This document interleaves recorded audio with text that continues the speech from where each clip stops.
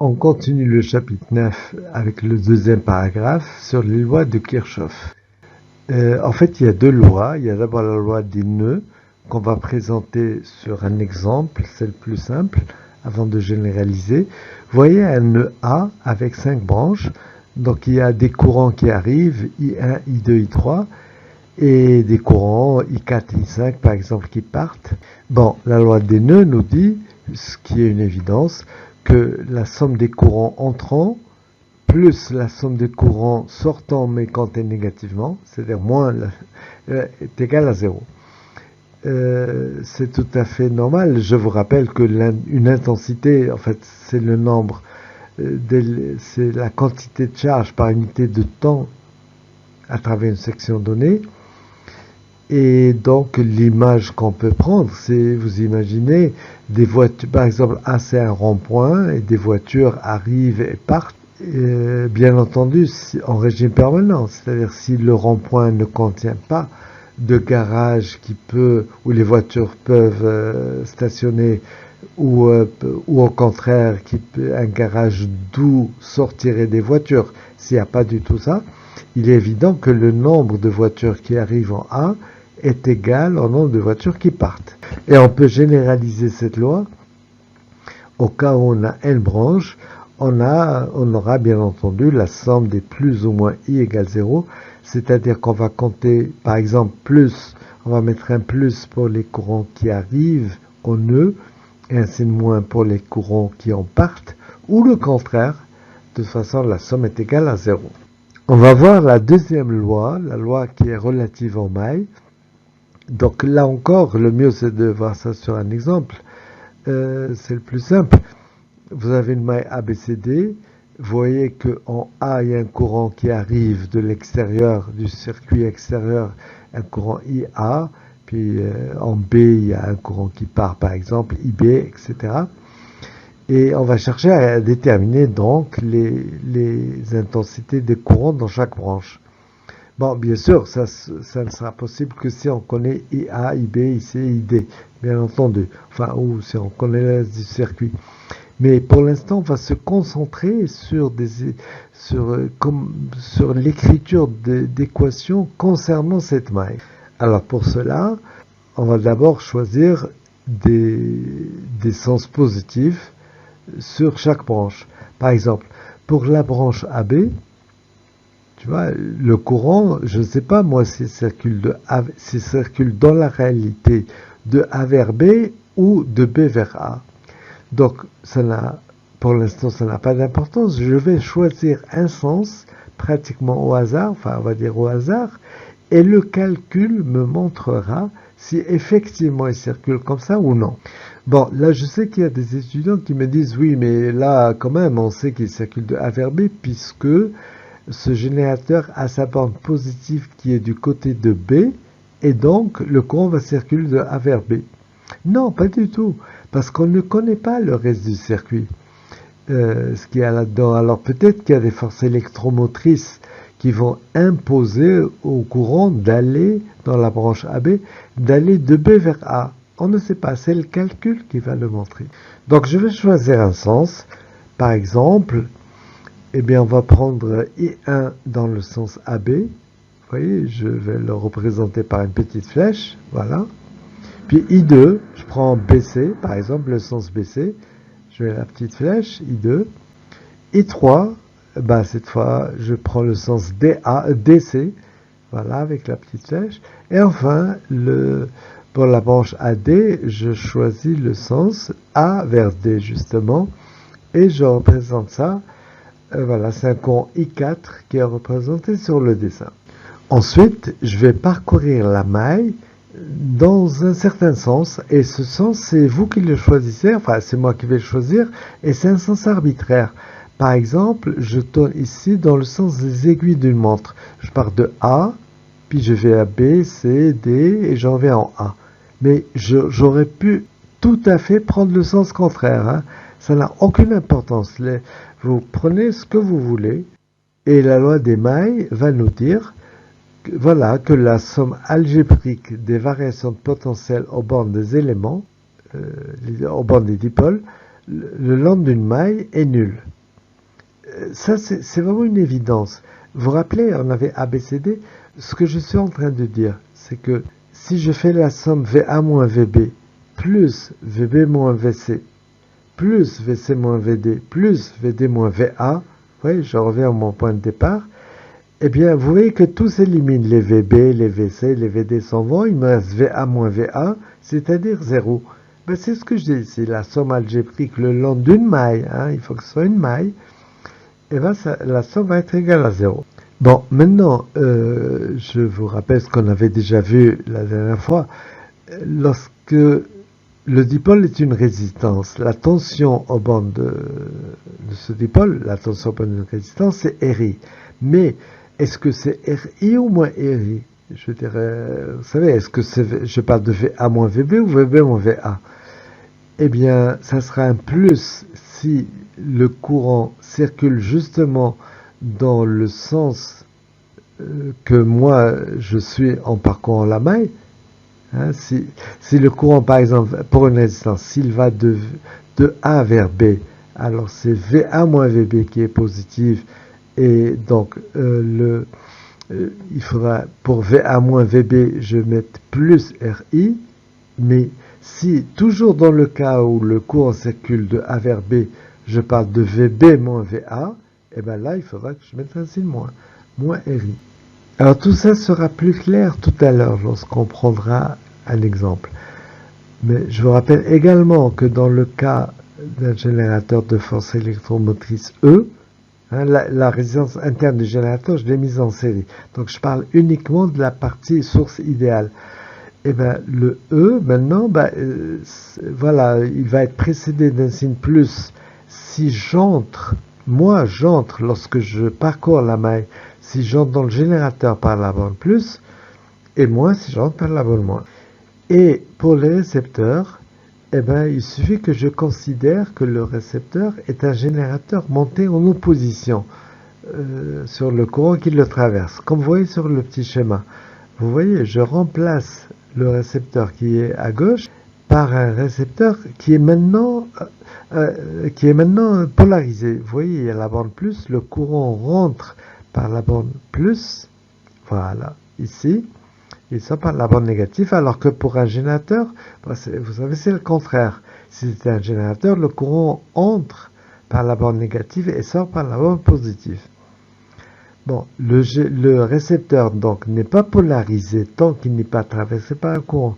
Mais dès qu'il est traversé par un courant, et ben voilà, c'est comme un générateur monté en opposition. Alors, on peut donc écrire, finalement, puisque je vais rencontrer des résistances ou des générateurs et des récepteurs, ben je vais écrire que la somme des RI, mais avec plus ou moins, la somme des plus ou moins RI, plus la somme des EI, mais avec plus ou moins, c'est égal à 0.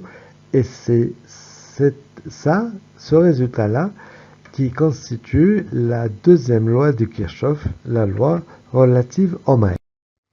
Alors, appliquons-le pour que ce soit plus clair à notre exemple. C'est pas l'exemple numérique. Hein. L'exemple numérique, on le fera dans la prochaine vidéo. Mais pour l'instant, donc je vous ai rappelé en haut notre formule pour les mailles. Et là, on a un petit bonhomme qui va parcourir la maille dans le sens positif que j'ai choisi. Donc d'abord, pendant que je parlais, lui, il a fait le déplacement AB, il est revenu pour me dire ce qu'il a fait, ce qu'il a rencontré. Il a dit, je parcours la branche dans le sens de I1 et j'entre dans 1 par la bande négative. Attends, là, il y a une ambiguïté sur le début de la phrase. Ce que le bonhomme a voulu dire, c'est qu'il a parcouru la branche dans le sens AB, et il a rencontré le courant I1 qui va dans le même sens, dans le sens AB aussi. Et il est rentré par la bande négative dans le générateur. Donc la tension VA-VB, je dis bien VA-VB, pas VB-VA, VA-VB, je vais de A vers B. Alors la tension VA-VB, eh bien ça sera R1 fois I1, si vous voulez, plus R1 fois I1, plus, maintenant, moins 1, puisque je rentre par la bande négative.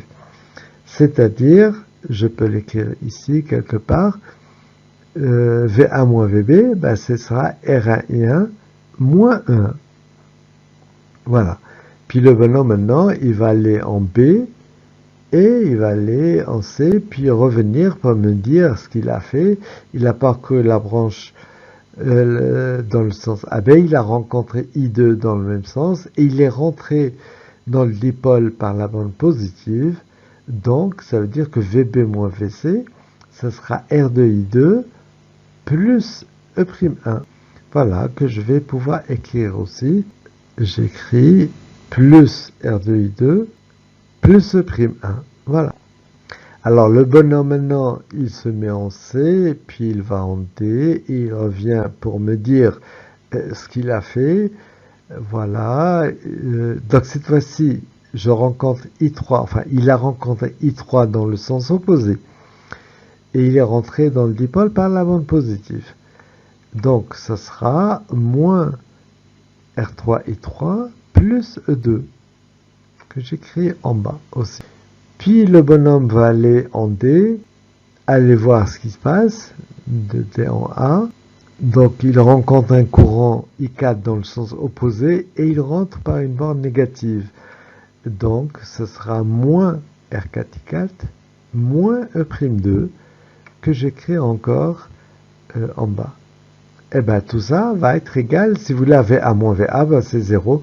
C'est ça la loi des mailles. Vous voyez, comme c'est simple. Donc on va l'appliquer sur un exemple numérique dans la prochaine vidéo. Mais pour l'instant, je voudrais faire quelques petites remarques. D'abord, vous rappelez que l'intensité d'un courant, tel qu'on l'a défini, est une grandeur positive. Hein. C'est la quantité de charge par unité de temps. Que la charge soit positive ou négative, on la prend en valeur absolue. Hein. C'est I est positive. Plus tard, on verra qu'on pourra travailler avec des valeurs algébriques, on prendra I négative, dépendamment du sens. Bon, on verra ça. Mais pour l'instant, pour nous, I est positif. Mais les calculs que je fais vont parfois me donner une intensité négative. Si par exemple le calcul me donne un truc négatif, regardez dans la branche DC, par exemple I3, bon bah le calcul me donne I3 négatif. Et il vaut moins 1 ampère. Alors, ce que cela veut dire, c'est que le courant ne circule pas dans le sens que j'avais choisi arbitrairement, vous vous rappelez, mais qu'en vérité, il circule dans l'autre sens. En principe, il faut refaire les calculs, mais pas toujours. Par exemple, ici, dans ce cas, on va voir ce que c'est, pourquoi je dis dans ce cas. Eh bien, le courant, en fait, il circule dans l'autre sens avec l'intensité 1 ampère, avec la même intensité en valeur absolue. Alors, je me permets de dire ça, il faut faire attention, parce que ici, dans cette branche-là DC, il n'y avait pas de récepteur non polarisé. Mais quand il y a un récepteur non polarisé, eh bien, il faut en fait reprendre le calcul. C'est-à-dire, si j'avais un récepteur non polarisé ici, par exemple, et que je trouve I1 égale moins 1 ampère, eh bien, il faudra recommencer les calculs. Il faudra recommencer le calcul en prenant le sens opposé de I3. On va considérer, bon, bah, I3, il circule dans l'autre sens, mais il faudra refaire les calculs. Il faudra faire les calculs parce que j'ai un récepteur non polarisé et quand il est parcouru par un courant, il a des bornes positives et négatives qui dépendent du sens de I. Donc si j'ai changé le sens de I3, ben, j'ai changé la polarité. Donc mon système d'équations change. Alors ce qui peut arriver, c'est que parfois, même lorsque je rechange I3 et que je refasse le calcul, eh ben, je retrouve un courant négatif. Bon, bah, écoutez, donc là, ça veut dire que le courant, il peut circuler ni dans un sens ni dans l'autre. Ça veut dire que le courant ne circule pas du tout. Le problème n'a pas de solution. Je veux dire, il n'y a pas de courant qui circule. On verra un exemple, justement, la prochaine fois, on verra un exemple où ça sera comme ça. Il n'y aura pas de courant qui va circuler dans la branche. Et c'est le calcul qui va me le montrer. Bon, pour finir, on va faire 2 remarques. La première remarque, ça concerne le nombre de mailles indépendantes. Parce que dans un schéma donné, toutes les mailles ne donnent pas des choses indépendantes, des équations indépendantes. En fait, si vous appelez B le nombre de branches et N le nombre de nœuds dans un cercle, eh bien, le nombre de mailles indépendantes, c'est B moins N moins 1. En fait, ça vient du fait que quand vous avez N nœuds, ça ne vous donne pas N équations indépendantes. Mais la Nème équation, en vérité, ce n'est qu'une combinaison linéaire des équations précédentes. Bon, on va voir sur un exemple comment ça marche. Par exemple, voici un circuit. Donc ici, demandons-nous, il y a combien de nœuds? Bon, ben, il y a 2 nœuds. Hein. Il y a un nœud ici et un nœud là. Ça, c'est pas un nœud, puisque ça ne fait que tourner ici. Il n'y a pas 3 conducteurs. Il y a 2 nœuds. Et pour les branches, bon, ben, écoutez, il y en a une ici, une là, une à gauche, une à droite et une au milieu. Donc, il y a 3 branches et 2 nœuds. 3 branches et 2 nœuds, bon, ben, ça me fait le nombre de mailles indépendantes. C'était 3 moins 2 plus 1, ça fait 2. Bon, en vérité, il n'y avait pas besoin de faire tout ça. On voyait bien qu'il y avait 2 mailles. Mais bon, c'était quelque chose d'absolument général. Alors, une autre remarque, et ça c'est, par contre, c'est vraiment très important, c'est très utile, c'est ce qu'on appelle la loi de Pouillet. C'est ce qui arrive lorsque vous avez une maille unique, et donc un seul courant. Vous voyez, dans l'exemple de tout à l'heure, il y avait 2 mailles, donc en fait, il y avait plusieurs courants. Mais là, il y a une seule maille, donc un seul courant, et donc je vous rappelle l'écriture de la maille. L'écriture de l'équation, ça a cette forme. Mais puisqu'il y a un seul courant, eh ben, on va pouvoir écrire que I égale à ceci. Voici une maille, par exemple. Ben, tiens, justement, on va appliquer ça pour cette maille. Regardez, il y a un seul courant, ici, le courant I qui circule. Voilà. Et on va appliquer cette relation. Regardez, à part le signe moins, on va s'intéresser à la somme des plus ou moins E.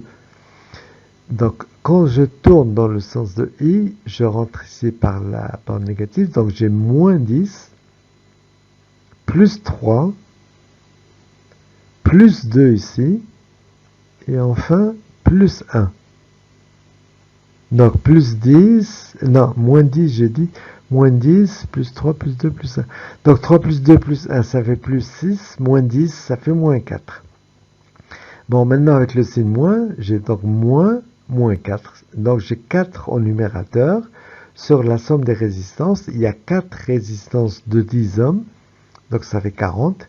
Alors, 4 sur 40, eh ben, ça fait 4 sur 40, ça fait 1 dixième. Ça fait 1 dixième d'ampère. I égale 0,1 ampère. Vous voyez comment on a pu régler la question de déterminer l'intensité dans cette maille sans rien écrire. Hein. On pouvait tout faire mentalement. C'est vraiment très très puissant. Donc, ben voilà, avec ça termine ceci. Bon, maintenant, on voudrait appliquer ces lois de Kirchhoff dans une situation plus complexe, avec plusieurs mailles. Eh bien, c'est ce qu'on fera dans la prochaine vidéo.